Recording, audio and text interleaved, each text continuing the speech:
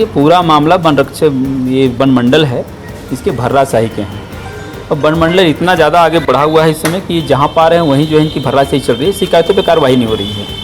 पिछले 10 तारीख को 10 अक्टूबर को हम लोगों ने जब शिकायत मिला गाँव में कि यहाँ इनका वन रक्षक है एक, और वन रक्षक जो रवि रजवाड़े के द्वारा लगातार जो है लोगों से वसूली की जा रही है कृषि का कार्यों में भी, और जंगल की कटाई लगातार हो रही है। बल्कि इनके साथ जो 20 साल से जो काम कर रहे हैं गांव की जो समिति के जो लोग हैं, जो वन समिति के, उन लोगों ने काम करने से मना कर दिया था।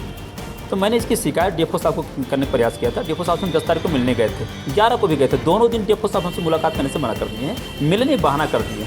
और सीधा सीधा वन रक्षक कहना है कि उनके ऊपर जो है इनके हाथ हैं, वो सत्ता पक्ष में उनके दम पे चलते हैं करके, चाहे कुछ भी कर कुछ हो। आज हम जब गए थे तो जब गाँव वालों से विवाद कर रहा था, मैंने मना किया है, क्योंकि मैं गाँव का पेशा एक्ट के तहत जो अभी जो नई कानून आई है उस पर जो है मैं अध्यक्ष हूँ गाँव। इस हैसियत से मैं उससे बात करने गया था, उसने सीधे पत्थर उठा के जो सर पे मारा है, मेरा सर फट गया है। शिकायत हमने करा दिया है, और यदि कार्यवाही नहीं होती तो स्थिति विनिर्मित तो होगी। इस तरह के लोगों को यदि हम वन रक्षक के पदों पे रखते हैं जंगलों पे जहाँ पर, तो परिस्थितियाँ क्या बनेंगी। जो व्यक्ति अगर हमारे जैसे लोगों पर, जनप्रतिनिधियों पर यदि मारपीट कर रहे हैं, पत्थर मार रहे हैं, इसका नतीजा क्या होगा।